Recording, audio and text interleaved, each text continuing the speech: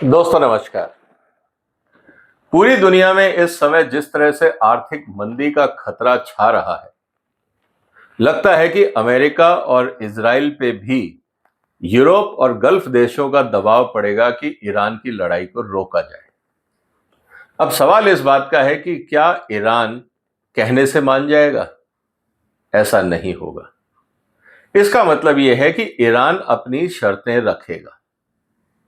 आज हम इसी बात की चर्चा करेंगे कि अगर अमेरिका, इजराइल और ईरान के बीच में समझौता होता है तो ईरान की शर्तें क्या होंगी? क्या अमेरिका उनको मानेगा? आज हम इसको जरा ध्यान से समझते हैं और फिर आप बताइएगा कि क्या ये शर्तें माननी चाहिए या नहीं माननी चाहिए। और अगर अमेरिका इन शर्तों को मानता है तो क्या दुनिया में शांति होगी या नहीं होगी? ये बड़े सवाल हैं। इसीलिए दोस्तों इस वीडियो को अंत तक देखिएगा। इस चैनल को सब्सक्राइब कर लीजिए अगर अभी तक नहीं किया है तो, और अगर चाहें तो इस चैनल को आप सपोर्ट भी कर सकते हैं। अब आज की चर्चा का मुद्दा यही है कि क्या अब ईरान चलेगा ट्रम्प कार्ड? क्योंकि इस समय जिस तरह से पूरी आर्थिक मंदी है उसका सबसे बड़ा कारण है कि हॉर्मुज का जो पूरा रास्ता है उसको ईरान ने बंद कर दिया। 3 जहाज वहां से निकले चाइना के लिए। थाईलैंड का एक जहाज वहां से निकला, उस पर अटैक हुआ। एक जहाज और निकलने का प्रयास कर रहा था, उस पर अटैक हुआ। तो ईरान ने यह साफ बता दिया है कि जिसको वो चाहेगा भेजेगा, और जिसको वो चाहेगा कि वहां नहीं एंटर हो तो वहां कोई घुस नहीं सकता। साथ में ही ईरान ने यह भी बोल दिया कि 1 लीटर तेल भी हम यहां से बाहर जाने नहीं देंगे हमारी परमिशन के बगैर। इसका मतलब यह है कि अब स्थिति काफी नाजुक हो गई। पूरी दुनिया में कितने दिन का स्टॉक होगा? बहुत सारे ऐसे देश होंगे जिन्होंने 7 दिन का, 10 दिन का स्टॉक रखा होगा, क्योंकि तेल का स्टॉक करना भी अपने आप में एक बहुत बड़ा एजेंडा होता है, बहुत बड़ा इंफ्रास्ट्रक्चर चाहिए, और उसमें तेल भर के रखना वो भी अपने आप में बहुत बड़ा खर्चा होता है। तो अब चुनौती इस बात की है कि आफ्टर ऑल ये लड़ाई कब तक चलेगी। और जैसा हम कह रहे हैं कि अगर लड़ाई निपटानी है, खत्म करनी है, तो ईरान को टेबल पे लाना पड़ेगा, और ईरान जब आएगा तो अपनी शर्तें लेके आएगा। उसमें ये क्यों जरूरी हो गया है? अगर हम देखें तो ये जो काले डॉट्स आपको दिख रहे हैं दोस्तों, ये हैं सब अमेरिकन अड्डे। इन सब के ऊपर अगर आप ध्यान से देखें तो ईरान का हमला जारी है। ईरान की मिसाइलों की रेंज अगर आप देखें तो करीब 2000 किलोमीटर तक है। इसका मतलब जितने अमेरिकी अड्डे हैं वो सब ईरान के रेंज में आते हैं, और सबके ऊपर अटैक हुआ है। अगर ऐसा होता है तो आप समझिए क्या होने वाला है।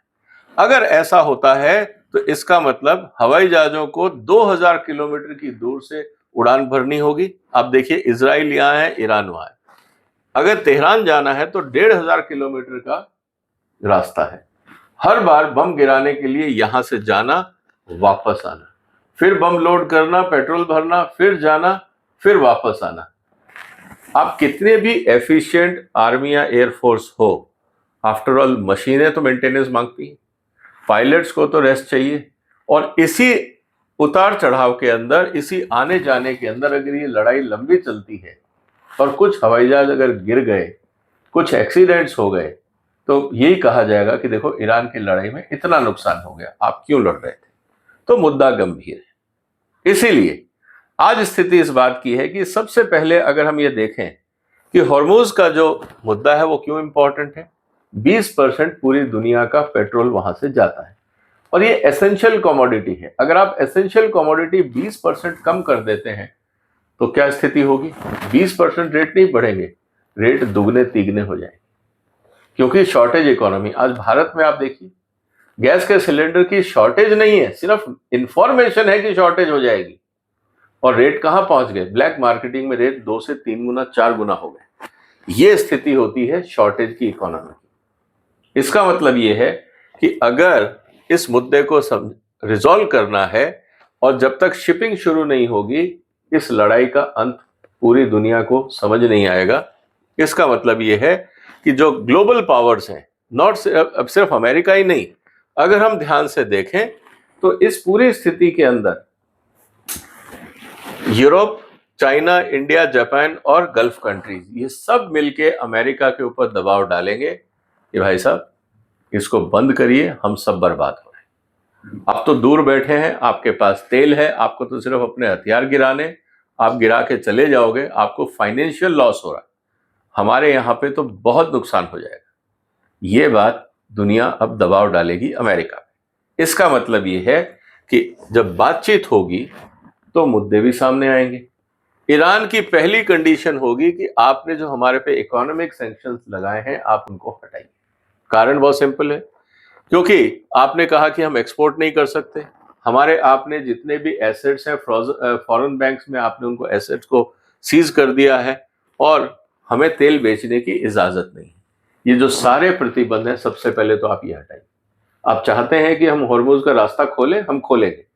ये हमारी कंडीशन है कि हमें पूरी दुनिया में व्यापार करने की आज़ादी हो, हमें तेल बेचने की आज़ादी हो, और जो हमारे एसेट्स आपने दबा के रखे हैं वो सब आप रिलीज करिए। अब सवाल इस बात का है कि अमेरिका मानेगा या नहीं मानेगा। अगर नहीं मानता तो कहेंगे ठीक है साहब आप बैठे रहिए, हम आपको आगे काम करने की इजाजत नहीं देंगे। कारण बहुत सिंपल है, if our oil can not be exported nobody's oil will pass through Hormuz. जब हम तेल नहीं बेच सक रहे तो हम बाकियों को भी नहीं बेच लेंगे। हम तो डूबे सनम, तुमको भी ले डूबेंगे। ये स्थिति हो गई है गल्फ की। अब बताइए कि गल्फ देश क्या बोलेंगे? वो तो यही बोलेंगे कि भाई साहब परमिशन दे दो, उनकी भी जरूरतें हैं, हमें भी काम धंधा करने दो, उनको भी करने दो, क्योंकि अल्टीमेटली जो गल्फ के देश है ना ये व्यापारिक लोग हैं, इनको बिजनेस करना है। ये अमेरिका पे दबाव डालेंगे कि ये शर्त मान लो। मैं आपके सामने सिचुएशंस रख रहा हूं, आप बताइएगा कि क्या ये अमेरिका शर्त मानेगा या नहीं। जो भी आपके विचार हो साथ साथ कमेंट बॉक्स में लिखते जाइए। दूसरा, आप बार बार हमें धमकाते रहे कि रिजीम चेंज, ये नाटक बनते हैं। ये बहुत हो गया तमाशा। आपने हमारे शीर्ष नेतृत्व को हमारे जो लीडर हैं उनको मारा, हम आपको उसके लिए माफ कर देंगे, लेकिन अगली बार से तमाशा नहीं होना चाहिए, इसकी गारंटी हमको चाहिए। इसका मतलब US pledge not to attempt regime change again, withdrawal of threats against its leadership, आप ये फिर तमाशा नहीं करेंगे, and recognition of Iran government legitimacy. हम अपने कानून के हिसाब से अपनी सरकारें चलाएंगे, आपको उसको मानना होगा। आप जो कर रहे हो वो उचित नहीं है, क्योंकि यही होता है जब बाकी security guarantees demanded by states under pressure. यही माना जाता है कि आप करिए, हम आपका साथ दें। तीसरी चीज, recognise Iran as a dominant Gulf power. हम अपने आप में एक ताकत है, हम आपके पिछलग्गू नहीं है, हम आपके कोई सबॉर्डिनेट नहीं है। ईरान की इंडिपेंडेंस सॉवरिटी को आपको मानना पड़ेगा। अगर आप तैयार हैं तो हम आगे बात करते हैं। इसका मतलब Iran will be A regional power अगर नेगोशिएशन में अमेरिका उस बात को मानता है। US military reduction in Persian gulf, acceptance of Iranian influence in Iraq, Syria, Lebanon, and regional security framework without external forces. आपको रीजनल सिक्योरिटी फ्रेमवर्क पे बात करनी है, हम कर लेंगे। हमारे जो दोस्त हैं यमन में या हिजबुल्ला या बाकी लोग, आप अगर उनको भी तंग करेंगे तो ये भी हमें मंजूर नहीं। अब बताइए कि आपको अपने देशों में शांति चाहिए, दुबई, कुवैत, बहरीन, अगर आप वहां सब जगह शांति चाहते हो तो जो हमारे साथी हैं आप उनको भी तंग नहीं करें। अगर आप चाहते हो तो हम इस पे एक समझौता कर सकते हैं कि रीजनल कोऑपरेशन की हम बात कर सकते हैं। ये भी एक शर्त ईरान रख सकता है। इसके बाद जो सबसे बड़ा मुद्दा है न्यूक्लियर प्रोग्राम। अब न्यूक्लियर प्रोग्राम में दो चीजें हैं, न्यूक्लियर प्रोग्राम का डिफेंस यूज और दूसरी तरफ से सिविलियन यूज। निश्चित रूप से एक बात तो क्लियर है कि डिफेंस यूज को लेकर ईरान पहले भी कह चुका है कि हम बम नहीं बनाएंगे, तो अमेरिका कहेगा आप उस कंडीशन को रीएम्फेसाइज करिए। सिविल न्यूक्लियर यूज के लिए जो स्थिति है उसको हम लेके समझौता कर सकते हैं कि किस तरह के होंगे, किस तरह के इंस्पेक्शन होंगे, क्योंकि उसके लिए ईरान पहले भी तैयार था और अमेरिका के साथ समझौता हो भी चुका था। उस समझौते में भी थोड़ा बहुत जो चेंज करना है वो किया जा सकता है, लेकिन मुझे लगता है इस एरिया पे भी बात आगे बढ़ेगी। एक जॉइंट प्लान ऑफ एक्शन बन सकता है इस मुद्दे पे। Expulsion of US and Israeli influence from the gulf.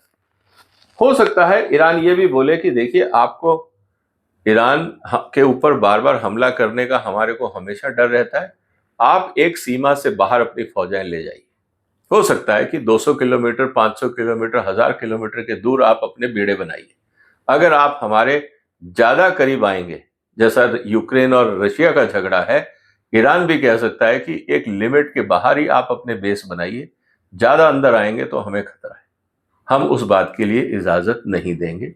जो गल्फ कंट्रीज हैं उनसे हम एग्रीमेंट करेंगे, हम शांति से रहेंगे। आप यहां आके टांग मत फंसाइए, आप अपने जितने भी डिफेंस स्टैब्लिशमेंट्स हैं उनको हटाइए और दूर ले जाइए। अब इस स्थिति में गल्फ नेशंस को भी अब समझना होगा, क्योंकि उनके ऊपर अटैक इसलिए हो रहा है क्योंकि वहां पे अमेरिकन अड्डे हैं। हो सकता है गल्फ नेशंस भी अमेरिका पे दबाव डालें कि भाई साहब, आपकी जरूरत नहीं है, हमें जो हथियार चाहिए होंगे आपसे ले लेंगे, आप अपने जो बेसिस है उनको बाहर शिफ्ट कर लीजिए, ईरान और हमारे बीच में समझौता हो जाएगा, हमारी टेंशन खत्म हो जाएगी। इसके बाद इशू आता है ऑयल मार्केट लेवरेज का। अब ईरान के पास ऑयल है और जैसा मैंने कहा कि एक्सपोर्ट परमिशन वो मांगेंगे सैंक्शंस हटाने की, और साथ में आप किसी भी तरह की रिस्ट्रिक्शंस नहीं लगाएंगे, हमें एक्सपोर्ट करने दिया जाएगा। जो हम किसको क्या दे रहे हैं, डिस्काउंट पे दे रहे हैं, नहीं दे रहे हैं, मतलब हमारा ऑयल हमारे हिसाब से बिकेगा, उसमें अमेरिका की तरफ से कोई टांग नहीं आएगी, कोई झगड़ा नहीं होगा, किसी तरह का प्रतिबंध नहीं होगा, क्योंकि ऑलरेडी उन्होंने 25 साल की पार्टनरशिप चाइना के साथ करी है। हो सकता है कि वो भारत के साथ करें, हो सकता है वो रशिया के साथ करें, ये फ्रीडम ईरान के पास रहेगा। अगर ऐसा होता है तो हम आपको हुर्मुज का रास्ता क्लियर करेंगे, और अगर आप कंडीशंस लगाओगे तो हुर्मुज में फिर हम भी कंडीशंस लगाएंगे। उदाहरण के लिए, चाइना के जहाज को हम नहीं रोकेंगे, इंडिया को हम नहीं रोकेंगे या कंडीशनल पैसेज दे देंगे, यूरोप को हम रिस्ट्रिक्टेड वे में मूवमेंट देंगे, और आपके लिए प्रॉब्लम रहेगी, आपके जहाज यहां नहीं आएंगे, क्योंकि आप अगर हमारे पे प्रतिबंध लगा रहे हो तो हम भी लगाएंगे, और आपके पास कोई ऑप्शन है नहीं, हुर्मुज के अलावा रास्ता उनको कोई दिखता नहीं।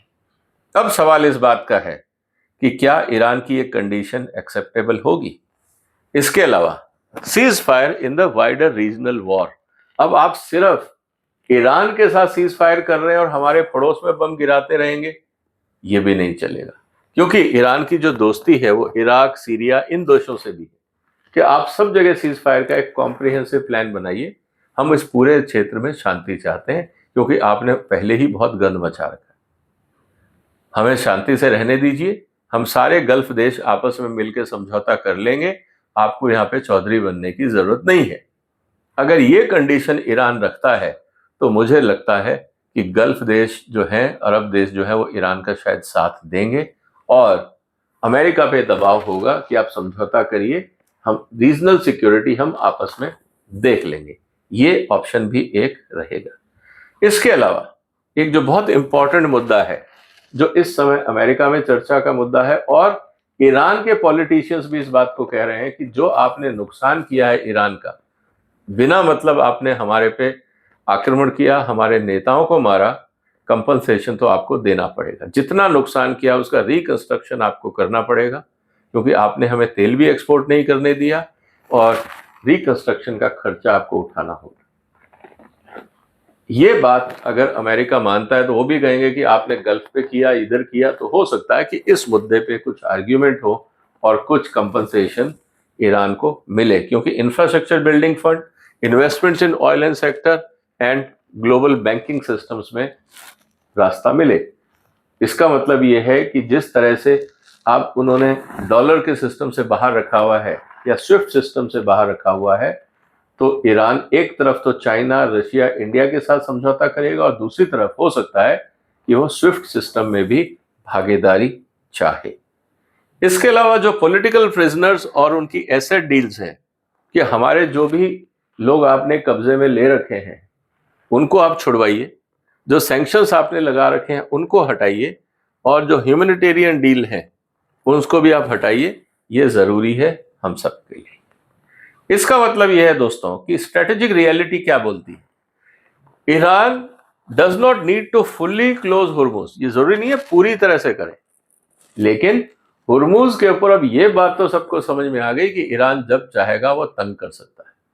हुर्मुज के पैसेज की सिक्योरिटी के लिए भी अब आपको ईरान के साथ नेगोशिएट करना होगा, क्योंकि अब वहां पे हुर्मुज की एंट्री एग्जिट के लिए जो टोल फी लगेगी या जो वहां पे चौधरी बैठे हैं वो ईरान बैठा है कि आप जब चाहोगे हम अब इसको बंद कर देंगे, दुनिया ने देख लिया, तो अब ईरान को हैंडल विद केयर वाला अप्रोच हो जाएगा। इसका मतलब यह है कि just threatening disruption and attacking a few tanker can spike the oil prices. अगर उन्होंने धमकी भी दे दी तो भी मुझे लगता है प्रॉब्लम आने वाली है, क्योंकि इस समय जो हुर्मुज का गेट कीपर है ना, पूरी दुनिया का जो एनर्जी सिस्टम का गेट कीपर है, वो इस समय ईरान बन गया है।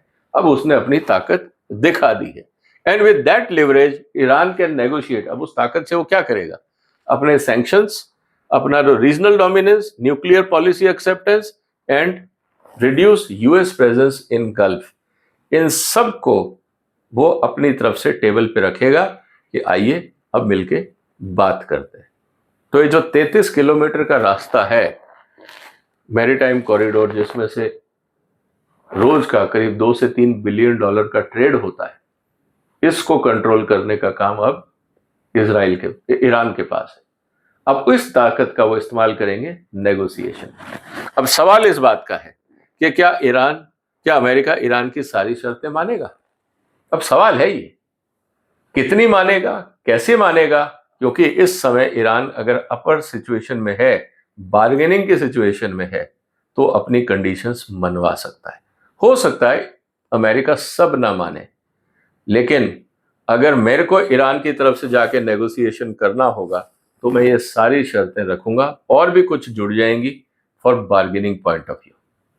कहने का मतलब ये है कि ये जो लड़ाई है, मुझे लगता है ये ईरान के फेवर में जाएगी, क्योंकि जो सैंक्शंस लगे हैं अब अमेरिका को चाहते या ना चाहते हुए भी हटाना पड़ेगा, नहीं तो पूरी दुनिया के लिए हुर्मुज का जो संकट है वो बढ़ता जाएगा। ईरान को क्या कुछ ड्रोन और मिसाइलें फेंकनी है? अब आप ये कहें कि ईरान सरेंडर करेगा, तो दोस्तों अफगानिस्तान के पास कुछ नहीं था, उनके पास ना सी रूट था, ना हुर्मुज था, ना कुछ था, वो पहाड़ों में बैठे थे।